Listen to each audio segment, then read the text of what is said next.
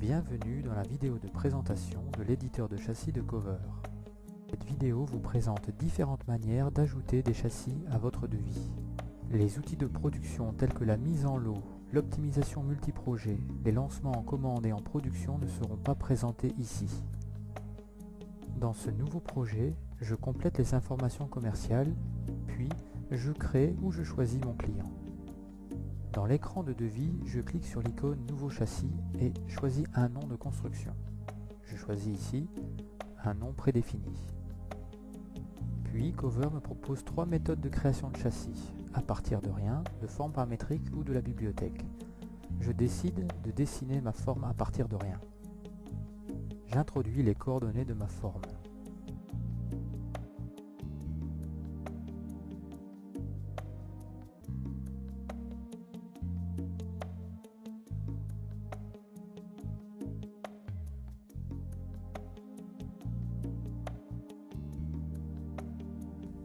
Une fois la forme dessinée, je la récupère dans l'éditeur de châssis. Là, je choisis mon fournisseur, ma série et mon modèle de dormant.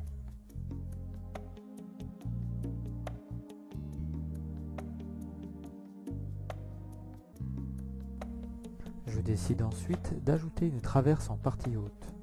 Pour cela, j'indique une distance à partir du sol. Un dialogue de choix de traverse apparaît alors. Je fais mon choix. Puis, je sélectionne la maille du dessous afin d'y placer un double ouvrant. Je clique sur le bouton des ouvrants et je choisis le système d'ouverture adéquat. Puis, un dialogue de quincaillerie apparaît où je puis faire différents choix techniques. Comme vous pouvez le constater, tous les choix techniques sont parfaitement documentés. Je valide, il ne me reste plus qu'à placer mes remplissages. Pour cela, je sélectionne une des mailles, clique sur l'icône des remplissages, choisis mon fournisseur et sélectionne le remplissage souhaité.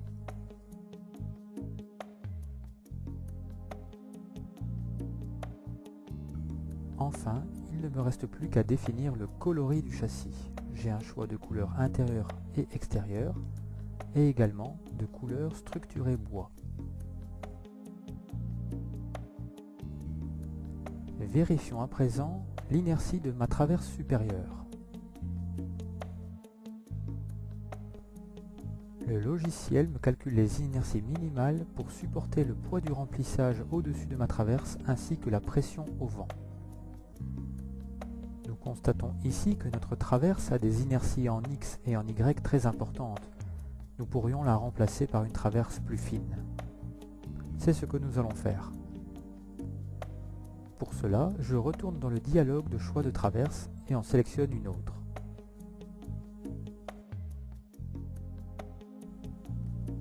Passons à présent en 3D pour mieux visualiser les détails de nos profils.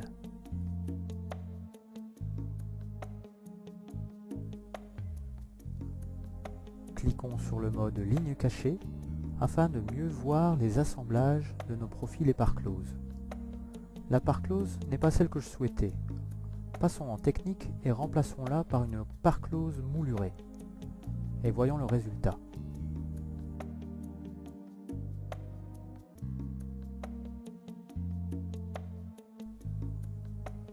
Le changement de part close a également changé la méthode d'assemblage.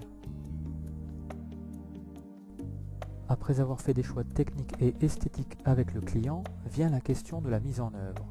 Comment ce châssis sera inséré dans la maçonnerie? Pour cela, je passe en présentation et effectue une coupe.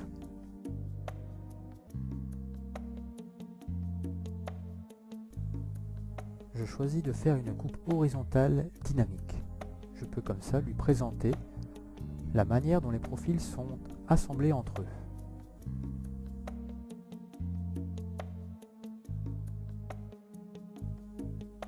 Je déplace le plan de coupe à volonté et enfin, je calcule la coupe.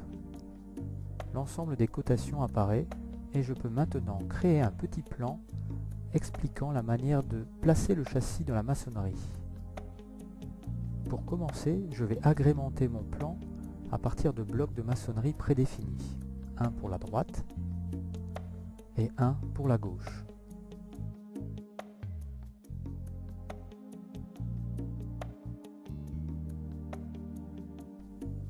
Puis je présente au client l'habillage en bois que je réaliserai. Pour cela, je pars également dans mes blocs rechercher le chambranle adéquat. Enfin, je finalise par le dernier morceau de bois qu'il manque.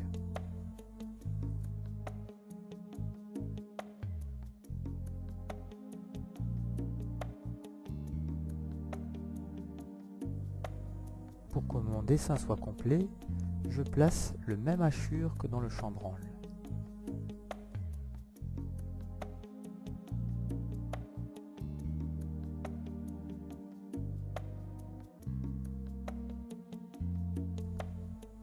J'effectue ensuite la même opération de l'autre côté.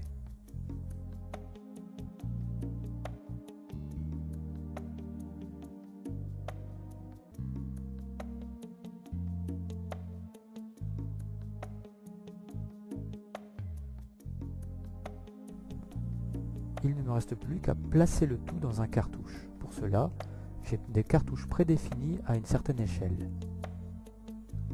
Je n'ai plus qu'à le compléter. Pour cela, il suffit de sélectionner chaque texte et le remplacer par un autre. Le client, j'écris le nom du client, la date du jour, le type de document, une coupe.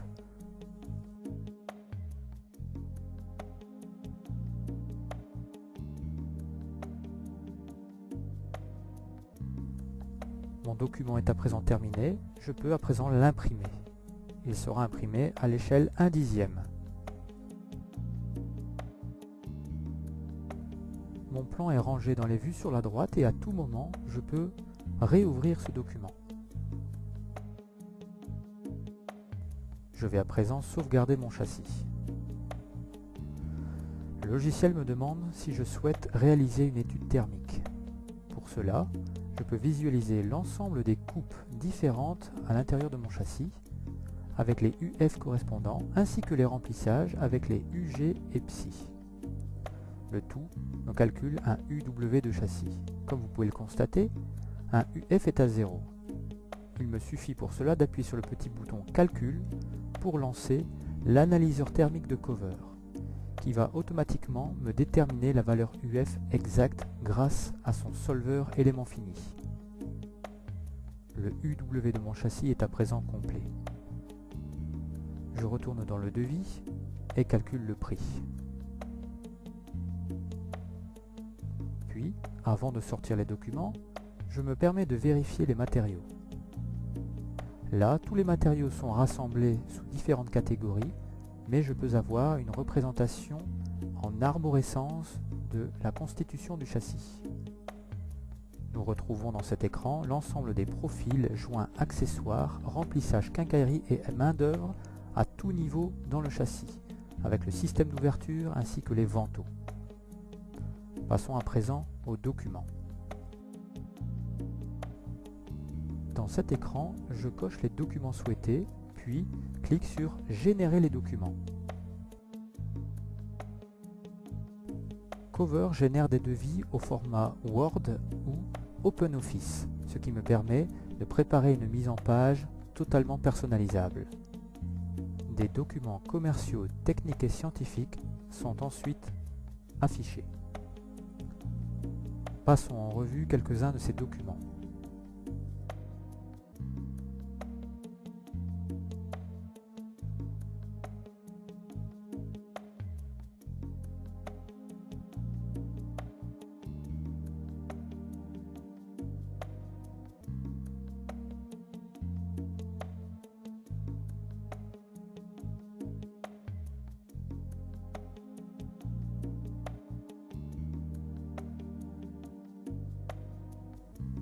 Ajoutons à présent un deuxième châssis à notre devis.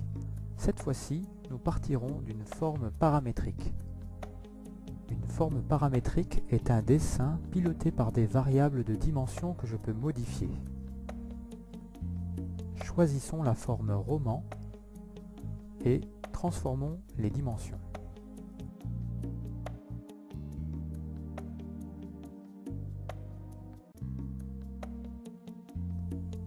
Sélectionnons ensuite le fournisseur, la série et le modèle de dormant. Un dialogue de choix de dormant apparaît. Je sélectionne le dormant souhaité. Je clique ensuite sur la maille centrale afin de définir le système d'ouverture souhaité. Je choisis un double ouvrant. De nouveau, un dialogue de choix d'ouvrant apparaît.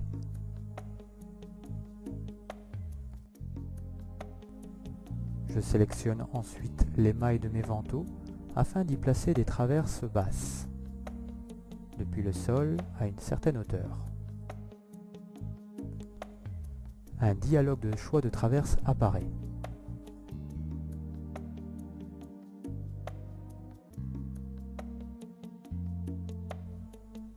Je remplis ensuite la partie basse avec des panneaux bicolores.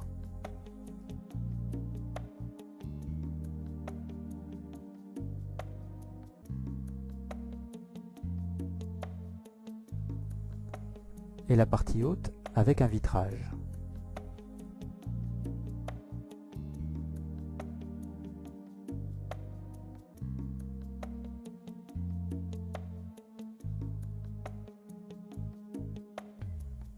Je vais à présent créer un croisillon de 8 cellules dans le vitrage de gauche.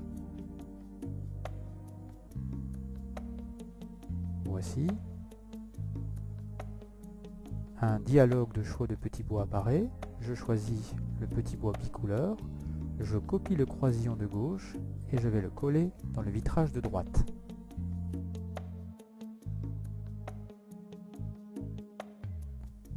Il ne me reste plus qu'à faire le choix de couleur.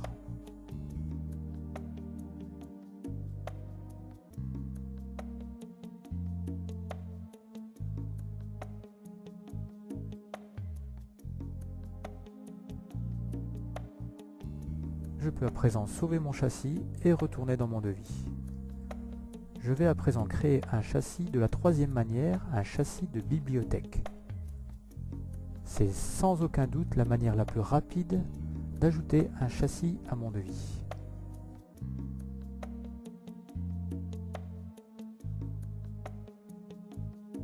Il me suffit de me promener dans la bibliothèque de châssis proposée par différents fournisseurs ainsi que ma propre bibliothèque. Chaque élément de bibliothèque dispose d'une prévisualisation ainsi que d'un commentaire complet de la constitution du châssis. Je vais utiliser et modifier cet élément. Tout d'abord, j'en change les dimensions.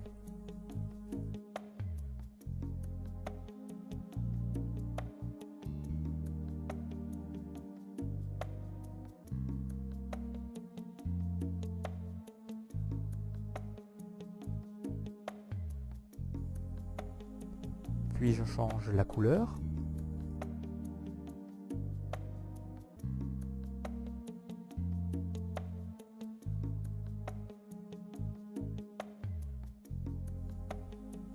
Enfin, je change la hauteur des traverses. Effectivement, la hauteur précisée dans la description du châssis de bibliothèque m'indique qu'il faut relever encore cette traverse de 200 mm.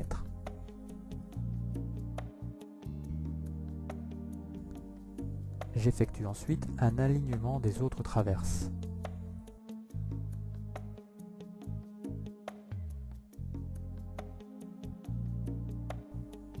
Je vais à présent placer des sablages sur les parties vitrées de mon coulissant. Je choisis pour cela un modèle, complète les variables et c'est tout.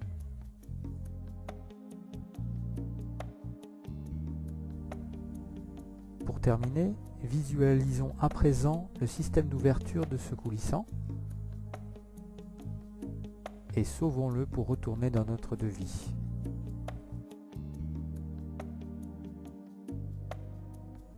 Avant de clôturer cette présentation, laissez-moi vous présenter le mode incrustation sur photo. Voici par exemple une porte avec un panneau. Voyons à présent cette porte en situation sur différentes photos de maison. En voici une première, une seconde et enfin une troisième. Nous pourrons jouer ensuite sur l'orientation du soleil pour effectuer des effets de lumière, mais également cette fonctionnalité est très utile pour faire un choix de colorisation.